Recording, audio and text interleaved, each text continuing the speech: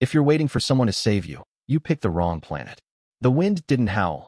It scraped, like metal dragged across bone, carrying grains of red dust that stung exposed skin even through reinforced fabric as the sky above burned a dull copper. The twin suns barely visible behind the storm, and somewhere beneath that endless, shifting desert, something moved, not alive in the way he understood, but restless, ancient, indifferent. Marcus Hale adjusted the cracked visor of his helmet, the internal display flickering between warning signals, temperature, 112 degrees Fahrenheit and rising, hydration, critical, navigation, offline, and let out a slow breath that tasted like recycled air and failure, because none of this was supposed to happen. Not the crash, not the blackout, not the silence where a rescue signal should have been. Just him and a dead transport half buried 2 miles back and a horizon that refused to stay still. He almost missed it, the shape in the dunes. Too symmetrical to be natural, too still to be anything but a trick of light. But instinct, human stubbornness, maybe, pulled him closer, each step sinking ankle-deep into the hot sand until the wind shifted and revealed her, partially buried, motionless except for the faint rise and fall of her chest, skin a muted blue beneath a layer of dust, limbs positioned at unnatural angles not from harm, but from abandonment, like something carefully placed and then forgotten. He stopped a few feet away, scanning, waiting for movement, for a threat, for anything that would justify turning around and walking away, because that would have been the smart thing, the safe thing, the thing protocol would have demanded, but nothing came. No weapon raised, no sudden strike, just silence and the quiet, fragile proof that she was still breathing. Marcus knelt slowly, the joints of his suit hissing as he reached out, brushing sand away from her shoulder, and the contact was enough. Her eyes snapped open, sharp and bright like shards of ice under starlight, locking onto his with a focus that felt too precise for someone in her condition.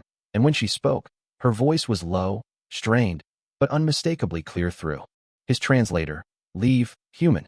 The words weren't a plea, not even close. They were a command, stripped of strength but not authority. And for a second, he almost listened, almost stood up and let the storm reclaim her like it clearly intended to. But then he noticed the shallow rhythm of her breathing, the way the sand had already begun to gather around her again, inch by inch, like time itself was trying to erase her presence. And he exhaled, slow and steady, before unclipping the small canteen from his belt. Yeah, he muttered, more to himself than to her. I've heard worse welcomes, and tilted it slightly toward her, but she reacted faster than he expected, her hand snapping up just enough to knock it aside, water spilling into the sand where it vanished instantly. Wasted, gone, her gaze never leaving his. Your help is not wanted. The wind surged again, stronger this time, whipping dust between them, and Marcus wiped his sleeve across his visor, watching her through the distortion, calculating the distance back to his ship, the odds of survival if he conserved what little he had left, the simple, undeniable truth that staying here with her would only make things worse, for him, for both of them. But his body didn't move, didn't follow the logic his mind laid out so clearly. Instead, he shifted his weight, digging his hands into the burning sand, starting to clear it away from her side, slow, deliberate motions that ignored the protests of his suit's overheating systems and the warning pulsing in red across his display. And she saw it. Of course she did, her expression tightening, something like anger flickering beneath the exhaustion. I said, leave. Marcus didn't look up this time, didn't argue, didn't justify it with some speech about morality or duty or the kind of things people like to pretend mattered in places like this. He just kept digging, pushing the sand aside, building a small barrier with a broken plating he'd dragged over from a nearby wreck fragment, anchoring it against the wind. And after a moment, he answered, quiet, almost absent. Yeah, I heard you. The storm pressed closer, the light dimming as the suns vanished completely, and, for the first time since he'd found her, he realized something simple, something that didn't need translating or analysis or protocol. She wasn't asking him to leave because she wanted to be alone. She was asking because she believed no one would stay, and for reasons he couldn't fully explain, that didn't sit right with him at all. The storm did not pass. It settled, like a weight pressing down on everything that tried to exist beneath it, and the air grew thicker with heat and dust until even breathing felt like work, each inhale dragging across Marcus Hale's lungs as he adjusted the makeshift barrier again, forcing a bent panel deeper into the sand until it held against the wind, the metal groaning softly as if it objected to being used this way, but it stayed, and that was enough. Behind him, the alien woman shifted, just slightly, the smallest movement but enough to tell him she was still conscious, still watching. and he could feel it without looking. That sharp awareness fixed on his back, measuring, judging, waiting for him to give up like everyone else apparently had. But he did not stop. He kept working, hands moving slower now as the heat climbed higher, his suit compensating where it could, failing where it could not. Warnings stacking across his display in quiet red lines that he ignored one by one. When he finally leaned back on his heels, the space around her was clearer, the sand pushed away far enough to give her room to breathe, the barrier cutting the worst of the wind. Not perfect, but better than nothing. And in a place like this, better than nothing was sometimes the difference between existing and disappearing. He reached for the last intact thermal sheet from his pack, hesitated for half a second as he glanced at the remaining supplies, then shook his head and unfolded it anyway, draping it carefully over her shoulders, avoiding sudden movements, avoiding anything that might look like a threat. And she reacted again, slower this time, her hand lifting weakly as if to push it away, but stopping halfway, hovering there as if the effort cost more than the defiance was worth, her voice quieter now, roughened by dryness. "You waste resources," she said, not accusing, just stating a fact the way someone does when they have already accepted the outcome. "You will not survive long here."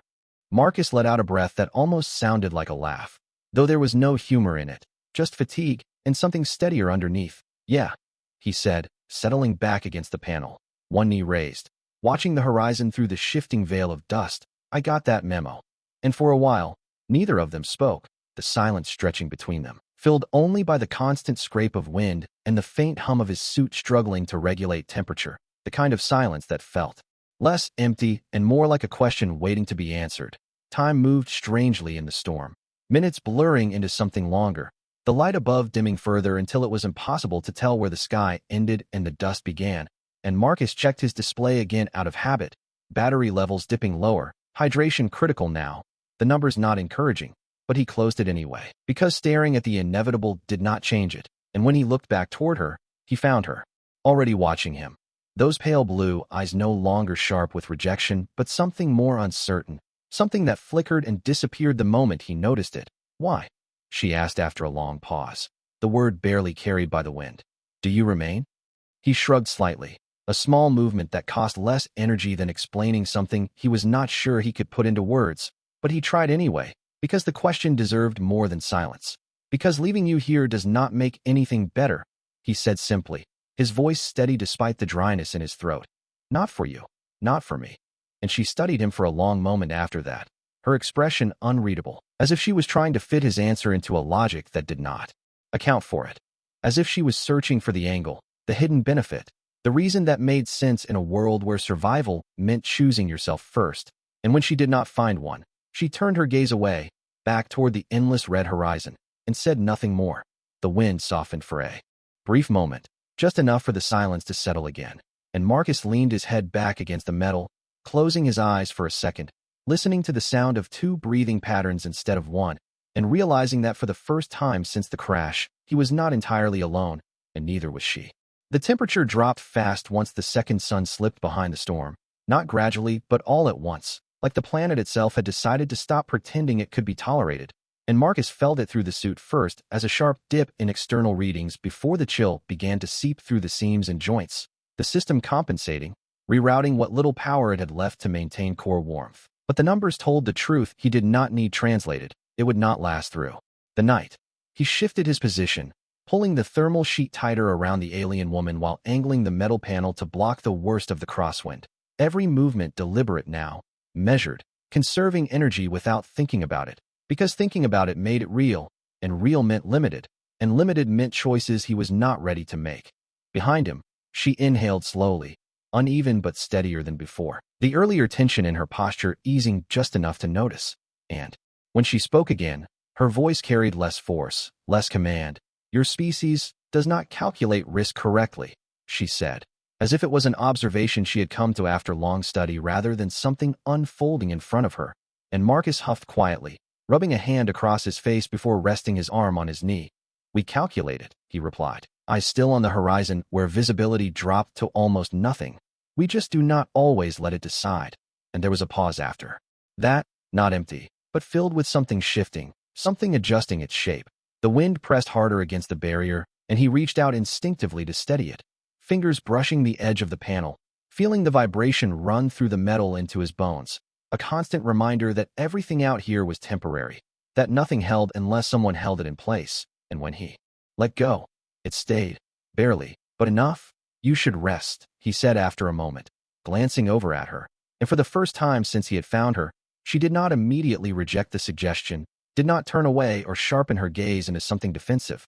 Instead, she closed her eyes halfway, as if testing the idea, as if allowing herself something she had decided she did not deserve. And the silence that followed was different now, less like a standoff and more like a fragile agreement.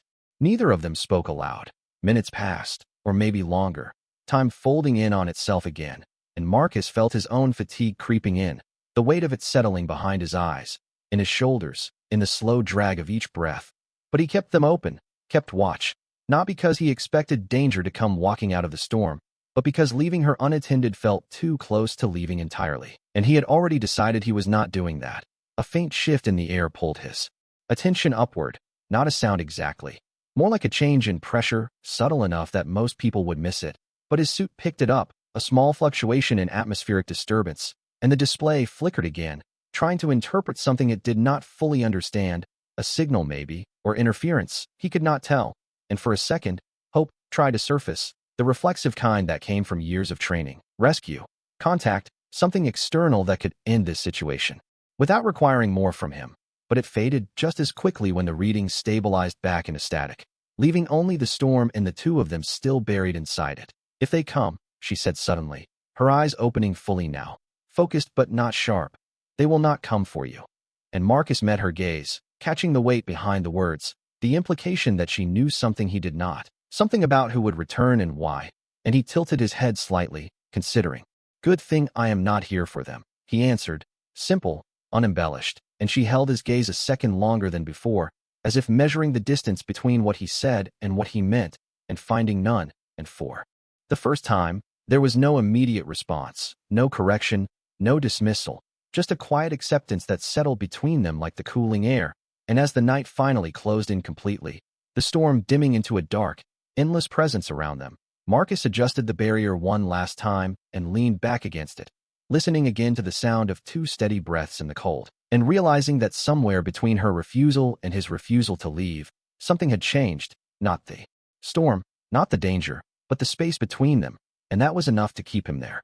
The cold settled deeper as the night stretched on, not just around them but into them, quiet and persistent.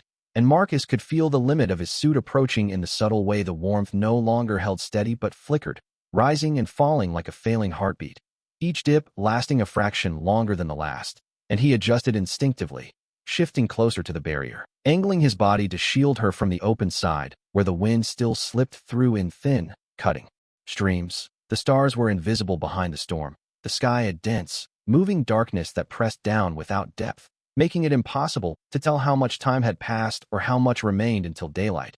And for the first time since the crash, Marcus realized that survival here was not about distance or direction.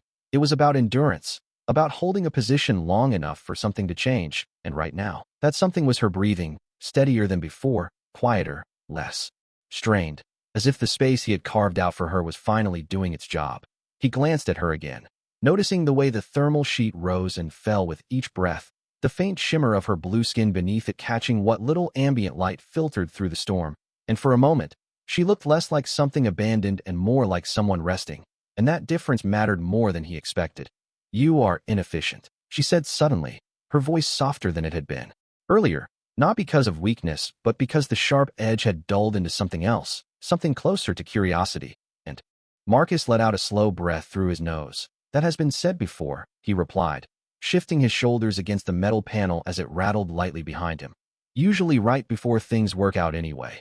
And he could feel her watching him again, not with the same cold assessment from before, but with a quieter focus, as if she was trying to understand a pattern that did not fit into her expectations. Your actions contradict survival logic, she continued after a moment, the words.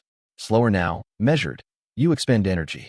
You reduce your own probability of endurance. And Marcus nodded slightly, even though she might not see it clearly through the dim light. Yeah, he said, his voice low, steady. But I am not trying to outlast the planet. And there was a pause after that, longer than before, the kind that stretched just enough to hold weight. And when she spoke again, the question was different, not an analysis, not a conclusion, just a simple uncertainty.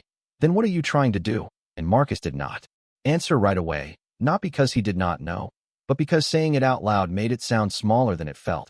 And instead he reached down, adjusting the edge of the thermal sheet where it had slipped slightly, making sure it covered her fully, making sure the barrier still held, making sure the small, fragile system he had built around her did not fail.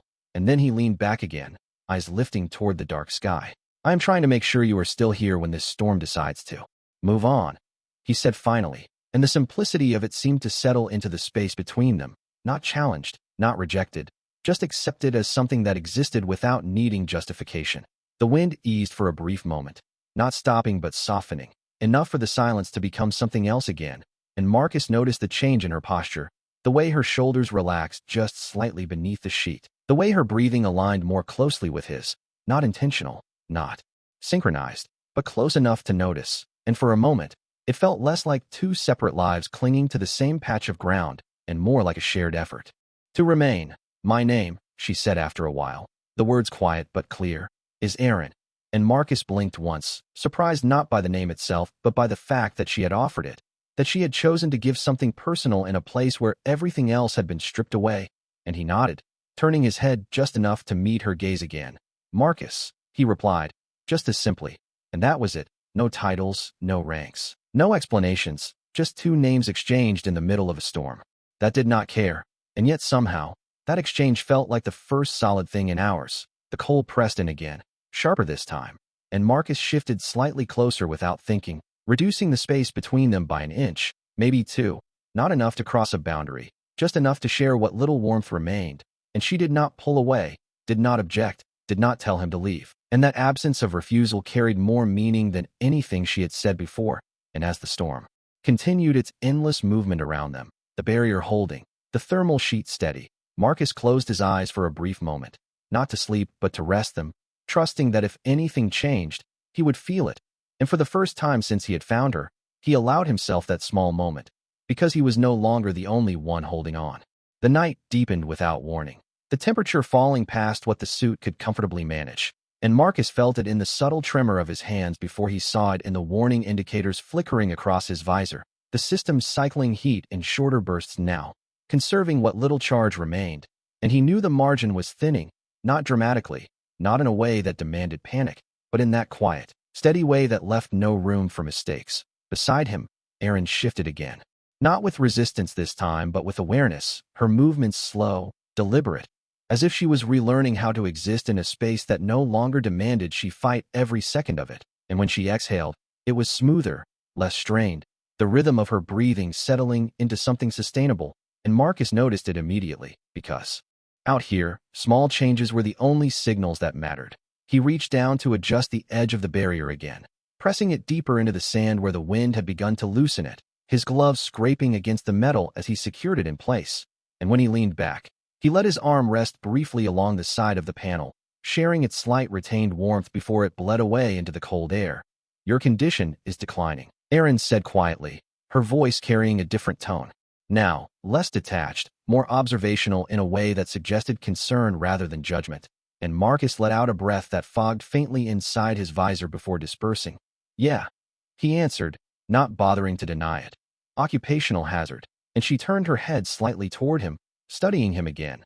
But this time there was no sharpness in her gaze, only a steady, searching focus that lingered longer than before. You prioritize incorrectly, she said, though the certainty in her words had softened, as if she was testing the statement rather than asserting it, and Marcus glanced over at her, one corner of his mouth lifting just slightly. That depends on what you think matters, he replied, his voice low, even, and she held his gaze for a moment before looking away, her expression unreadable but no longer closed. The wind shifted again, carrying a lower, heavier tone beneath its constant scrape, something deeper in the atmosphere that made the air feel denser, and Marcus frowned slightly, glancing up as his suit attempted to interpret the change, the sensors lagging behind whatever the environment was doing, and for a brief second, he thought it might be the storm weakening. But the readings did not confirm it, not yet, and he pushed the thought aside, focusing instead on what he could control, which at the moment was very little beyond the space they occupied. Why were you left? He asked after a while, the question quiet but direct, not invasive, just honest, and Aaron did not respond immediately, her gaze fixed on the dark horizon beyond the barrier, her silence stretching long enough that he almost assumed she would not answer at all. But then she inhaled, slowly, as if deciding something, and spoke. "Failure is not tolerated," she said, the words steady, devoid of emotion on the surface but carrying weight underneath. "Weakness is removed so it does not spread." And Marcus nodded once, absorbing that without comment, because there was nothing he could say that would change what her world had taught her, and after a moment, he replied simply, "That sounds lonely." And the word lingered in the air between them, unfamiliar in its simplicity, and she blinked once, slowly, as if the concept itself required translation, not linguistically but emotionally. And for the first time since he had met her, she did not immediately respond with logic. The cold pressed in again, sharper now, and Marcus shifted instinctively, moving a fraction closer to her, his shoulder nearly touching the thermal sheet, sharing what little residual warmth his suit could still provide. And this time, she adjusted as well, not away but slightly toward him. A movement so small it could have been accidental, but it was not, and he noticed it, because out here, nothing like that was accidental. "Marcus," she said after a long pause, her voice quieter than before but clearer, more grounded, and he turned his head slightly, acknowledging without interrupting.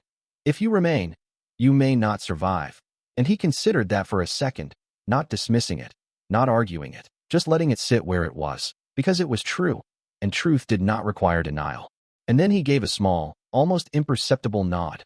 "Yeah," he said, his voice steady. "I know." And that was it. No justification, no explanation, just acceptance. And for a moment, the storm seemed to pull back just enough for the silence to settle again. And in that silence, something shifted once more, not in the environment, not in the odds, but in the understanding between them, because she had warned him, and he had stayed anyway. And that choice, repeated again and again without change, was beginning to mean something she could not ignore. The storm did not end, but it changed, the way a voice lowers before saying something that matters. And Marcus noticed it first in the wind, not weaker but more distant, the sharp edges smoothing into a steady, constant push instead of chaotic bursts. And his suit registered the shift a few seconds later, the atmospheric pressure stabilizing just enough to suggest a transition rather than a continuation, and he exhaled slowly, not relief exactly, but recognition that something in their environment had moved, even if only slightly. His body felt heavier now, every movement carrying a delay, a fraction of a second where his muscles hesitated before responding, and he knew what that meant. Knew the cost of the hours he had spent holding position instead of seeking shelter or conserving energy for himself, but he did not dwell on it, because dwelling did not change the outcome, it only made the waiting harder. Beside him, Erin shifted again, more fully this time, her arm moving beneath the thermal sheet as she adjusted her position against the sand he had cleared. And the motion was controlled, deliberate, not the weak resistance from before but something closer to regained coordination. And when she inhaled, it was deeper, steadier, and Marcus caught that too, because out here, improvement was as loud as any alarm. "The storm is altering," she said quietly, her gaze lifting toward the dark sky even though nothing could be seen through the dust. And Marcus nodded slightly, eyes following the same direction. "Yeah," he replied, voice low. "Feels like it is deciding whether to keep us or not." And there was a brief pause before she responded, not dismissing the statement, not correcting it, just accepting it as a way of understanding something that did not belong to either of them.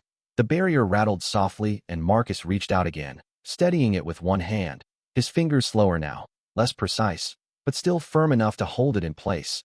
And when he leaned back, he did not move as far away as before. The space between them reduced without discussion, without acknowledgement, just a natural adjustment to the cold that pressed closer with every passing minute. "Your heat output is decreasing," Erin said after a moment, her voice carrying a clarity that had not been there earlier, and Marcus let out a quiet breath, the faintest hint of a smile touching his expression even as fatigue settled deeper into his posture. "That is one way to say it," he answered, shifting his shoulders slightly closer to her side, letting the remaining warmth of his suit bleed through the shared space. Not enough to matter in a measurable way, but enough to be felt, and out here, feeling mattered. She did not move away, did not object, and after a second, she adjusted again, subtly aligning her position with his, reducing the distance even further until the thermal sheet brushed lightly against his arm, and the contact was brief, almost accidental, but it stayed, and neither of them commented on it. "In my world," she said slowly, as if selecting each word with care, "dependency is considered a flaw." And Marcus glanced at her, the dim light catching the edge of her expression, no longer sharp, no longer distant, but something more reflective. "Yeah," he said, his voice steady despite the growing weight in his chest. "In mine, it is just called being alive." And she absorbed that, the words settling into a place that had not been touched before, and for a long moment, she did not respond, her gaze drifting downward as if she was measuring something internal rather than external, something that did not fit into the structure she had been given. The wind eased again, just slightly, enough for the sound to shift from constant pressure to a low, distant hum, and Marcus felt it in the way the air moved across his suit, less aggressive, more consistent, and he closed his eyes briefly, not to sleep but to gather what little energy remained, his breathing slower now, more deliberate, matching the rhythm beside him without conscious effort. "Marcus," Erin said after a while, her voice quieter than before but carrying a different weight, something steadier, and he turned his head just enough to acknowledge her without fully opening his eyes. "If survival requires leaving another behind, would you still refuse?" And the question lingered, not sharp, not accusatory, just honest in a way that cut deeper than anything else she had said. And Marcus considered it for a moment, not searching for the right answer, just the true one. And when he spoke, his voice was low, unforced. "Yeah," he said simply, "I would." And the wind carried the words away almost immediately, but not before they settled between them, not before they became something that did not need to be repeated. And Erin did not respond right away, her gaze fixed on him now, not analyzing, not questioning, just seeing. And in that quiet space, something shifted again, not in the storm, not in their situation, but in the way she understood him, because for the first time, his actions were no longer a contradiction to her logic. They were a pattern, consistent, unchanging, and that made them real. The storm finally loosened its grip, not with a dramatic break, but with a slow, reluctant withdrawal, the wind dropping from a constant pressure to intermittent gusts that no longer scraped, but whispered across the sand. And Marcus felt the change before he saw it. The air no longer forcing itself into every seam of his suit, the temperature stabilizing just enough that the warnings on his display stopped escalating. And for a moment, he let himself believe they had reached the edge of it. The horizon began to take shape again, faint outlines emerging through the thinning dust, jagged formations of dark stone breaking through the endless red, and above them, a dim glow hinted at the return of light, not strong, not warm, but enough to redefine space and distance, enough to remind him that the world still existed beyond the storm. He shifted slightly, his body resisting the movement with a dull heaviness that had settled deep into his muscles, and when he tried to push himself up, even just a few inches, his arms trembled in a way that felt unfamiliar, not from fear but from depletion, and he paused, letting the effort go, choosing stillness instead of forcing something that would cost more than it gave. Beside him, Erin had already noticed, her gaze fixed on him with a clarity that had fully replaced the earlier distance, and when she spoke, there was no hesitation in her voice, only certainty. "You have reached your limit," she said, not as a judgment, but as a fact. And Marcus let out a quiet breath, his eyes drifting back toward the clearing horizon, getting close. He admitted, the words softer than before, not because he was hiding it, but because it no longer felt necessary to pretend otherwise. The barrier shifted slightly as the wind changed direction, and he reached out automatically to steady it, his hand slower now, less precise, but still holding, still doing what it had been doing for hours. And when he leaned back again, he did not pull away this time, his shoulder resting fully against the edge of the thermal sheet, sharing the last of his retained warmth without calculation, without thought, just instinct. "They will detect this shift," Erin said after a moment, her eyes lifting toward the thinning sky. "The storm masked this location. Without it, they will find us." And Marcus turned his head slightly, catching the meaning behind her words, the quiet warning that whatever came next would not follow the same rules as the storm. And he nodded once, slow, deliberate. "Yeah," he said, his voice steady despite the weight settling into it. "Figured we would not stay invisible forever." And there was a pause after that, not tense, not uncertain, just aware. Erin moved then, more fully than she had before, her arms slipping free from beneath the thermal sheet as she pushed herself slightly upward, her movements controlled but still limited. And Marcus watched without interfering, recognizing the effort for what it was, not resistance, not rejection, but a shift in role, a decision forming. "If they arrive," she said, her voice lower now, more grounded, "they will expect you to leave." And Marcus gave a faint, almost tired smile at that. The expression small but real. That would be consistent with their expectations so Far, he replied, and for the first time, something close to a reaction crossed her face. Not amusement, not quite, but a softening that lingered for a second longer than anything before it. The light strengthened gradually, filtering through the remaining dust until the shapes around them became clearer, the broken terrain stretching out in all directions. And with it came a new clarity, not just of the environment, but of their situation. Because the storm had been both a threat and a shield, and now that shield was fading. Marcus shifted again, slower this time, his body heavy but still responsive, and he glanced down at his display. The numbers no longer flashing warnings but settling into something final, something that suggested the margin had already been spent, and he let his hand drop back to his side, accepting it without resistance. Marcus, Aaron said quietly, and when he turned his head toward her, her gaze held his. Without hesitation, without distance. If you remain when they arrive, the outcome will not favor you. And the words were clear, not softened, not hidden behind implication, and Marcus met her gaze just as steadily, the faintest nod acknowledging what they both already knew. Yeah, he said, his voice calm, unshaken. I figured that part out. And for a moment, neither of them looked away. The space between them no longer defined by refusal or distance, but by something else entirely. Something that had been built piece by piece through the night, through every choice that had not changed. And as the last of the storm drifted away and the sky began to open above them, Marcus leaned back against the barrier one final time, not bracing, not preparing to leave, just staying exactly where he had been all along. The light came back slowly, filtered through the last drifting layers of dust until the sky revealed a dull, pale blue that looked almost unreal after the endless red, and with it came clarity, not comfort, not safety, just visibility, the kind that made everything impossible to ignore. Marcus blinked against it, his eyes adjusting as the horizon sharpened into jagged ridges and open stretches of sand that seemed to go on forever. And for the first time since the crash, he could see distance.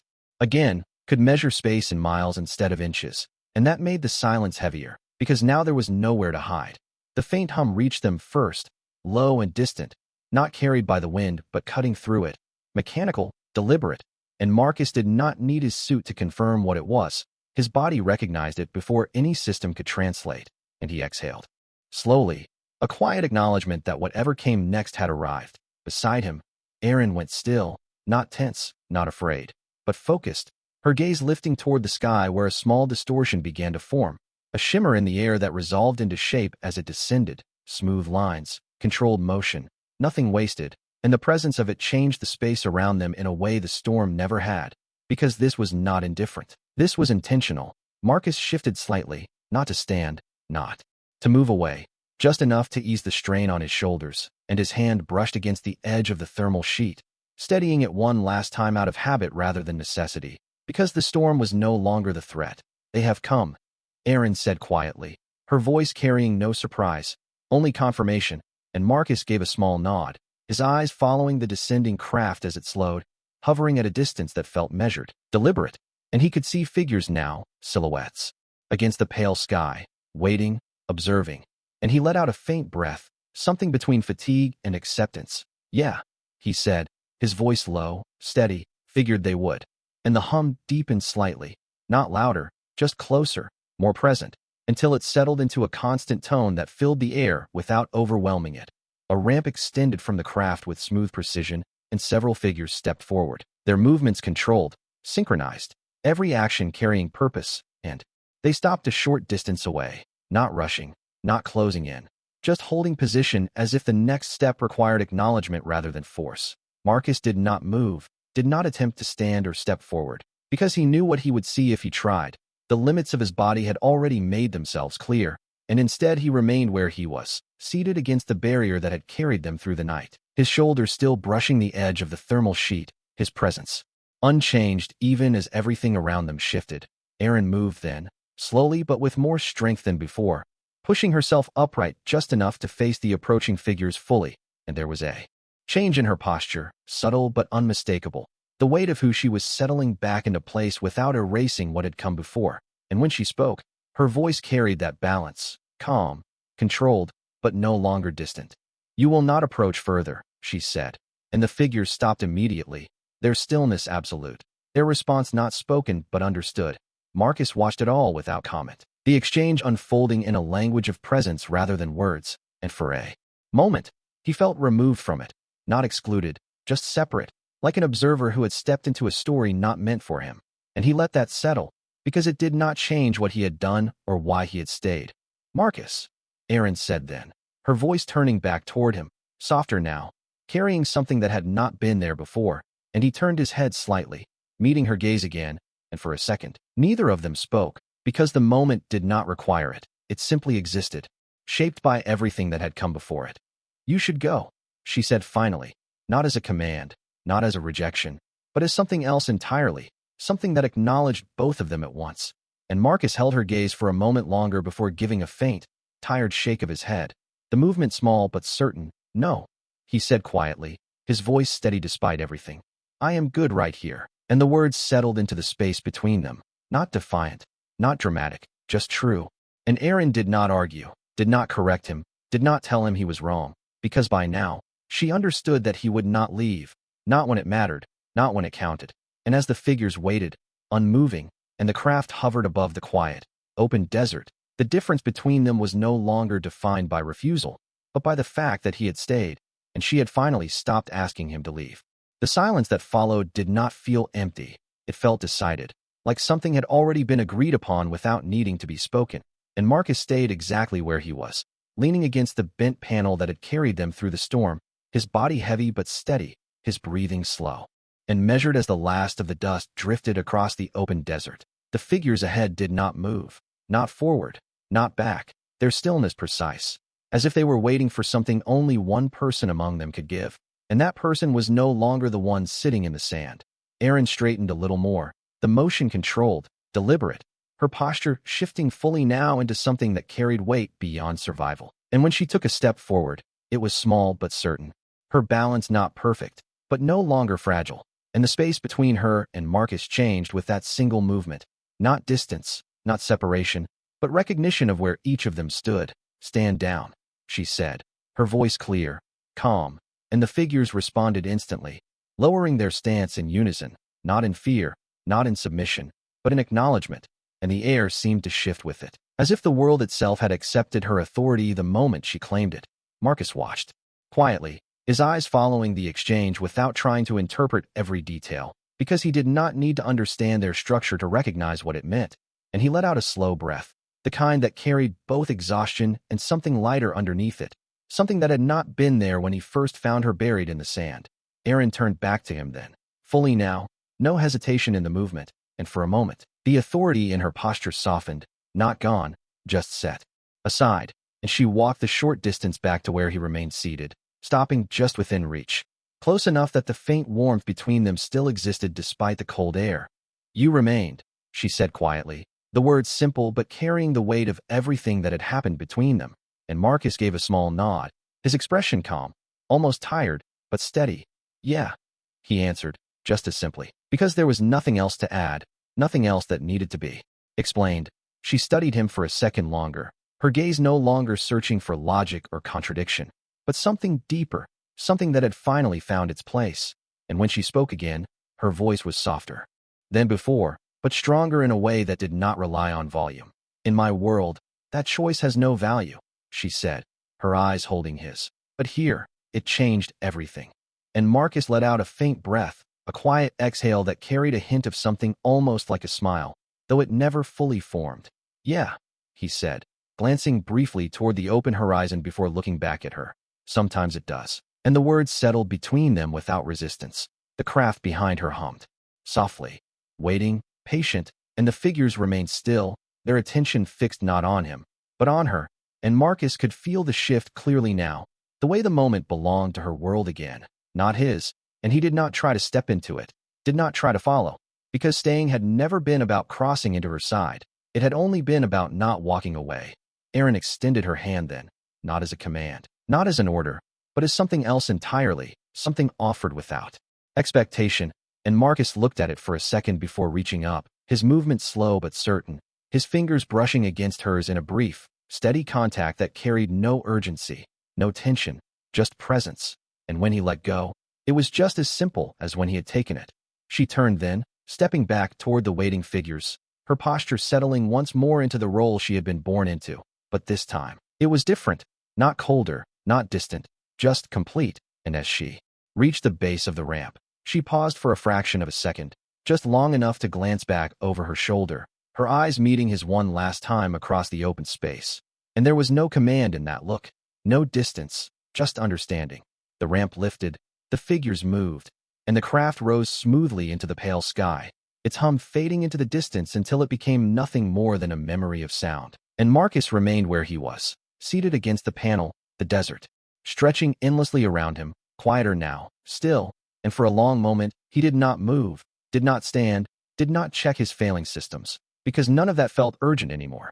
He just sat there, watching the empty sky, where the craft had disappeared, and after a while, he exhaled slowly, closing his eyes for a brief second before opening them again, the faintest hint of light reflecting in them as the sun finally broke through the last of the dust. And in that quiet, open space, there was no victory, no reward, no recognition, just a simple, undeniable truth that settled into him with the same weight as the silence around him. He had not saved a world. He had not changed the outcome of a war. He had not done anything that would be recorded or remembered beyond this moment. But he had stayed, when leaving would have been easier, and that, in a universe that rarely noticed such things, had been enough.